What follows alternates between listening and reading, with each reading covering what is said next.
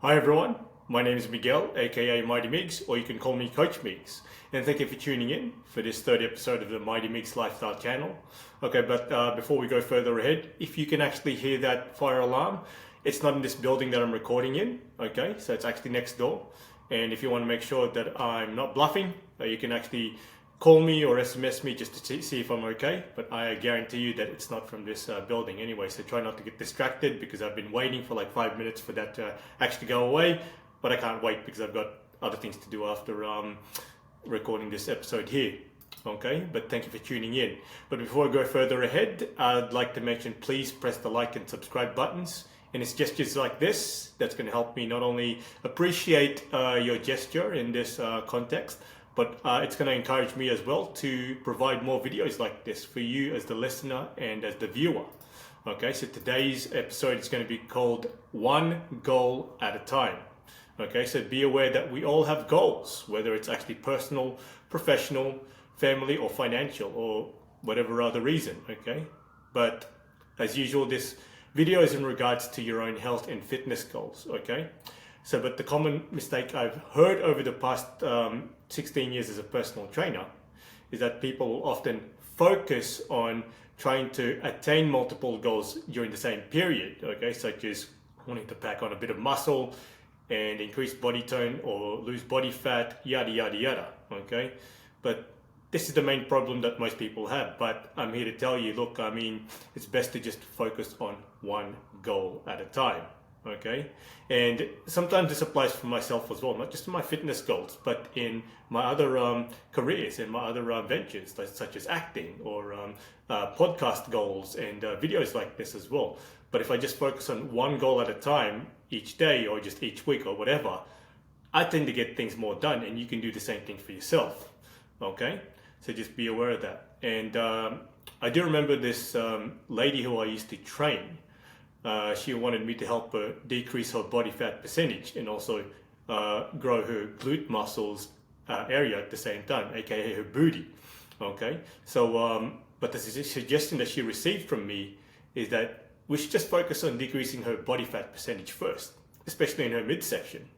Okay, but it also includes in working her lower body growth with higher reps and with all her resistance routines as well, because higher resistance in higher reps, pardon me, there, higher reps in resistance routines actually helps body tone as well. So that was one of the things that we're going to approach with this goal.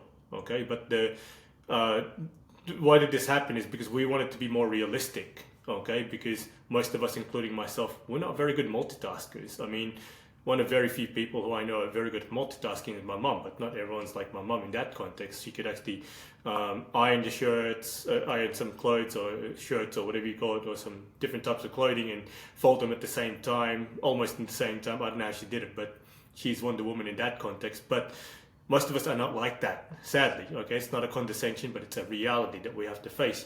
But in the context of your own fitness goals, it's just focus on just that one goal that is more important.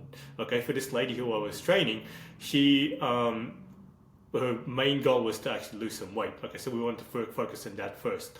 Okay, so after let's say I think it was like 12 to 14 weeks, we ended up attaining some of that goals and losing a bit of girth her girth measurements as well, centimeters of her girth measurements, and got her weight, her body weight at a certain level, lower level at least.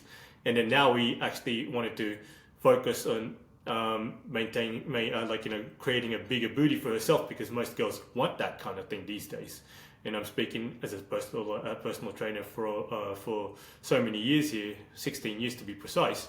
So by the time she attained that goal, we focused on the next goal. Okay, so having a goal actually helps you stay focused and determined. So remember your underlying motive. Okay, so what is the reason why you want to get into shape or like attain certain fitness goals? Okay, so underlying motive can be just like someone like myself. I stay in shape for my acting career. Okay, and even as a personal trainer, I have to be a good role model. Okay, I'm not perfect at that. I mean, no one's perfect anyway. I tend to do things like that for myself. Okay, so when you focus on one goal at a time, it's going to be more fun, easier, and like I said to you before, it's going to be more practical in the long run. Okay, because remember, your health and fitness journeys have to be fun, because that's why most people actually lose motivation, is because they forgot to have fun. Okay, and how do you keep having fun? Okay, you're not always going to have fun every day, but if you want to have fun, just remember your underlying motive. Okay, just the reason why you're going to be working out. Okay, so and for this lady here, she was also going to get married, like in 6 months before that, 5 or 6 months, I can't remember.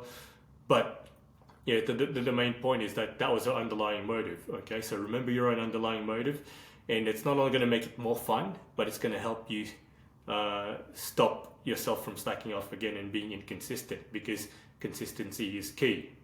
Okay, so this is a much shorter video than the previous two, but I do appreciate you tuning in. Okay, so there you have it.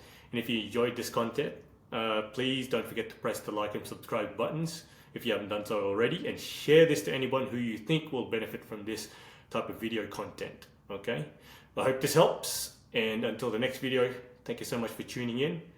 Adios.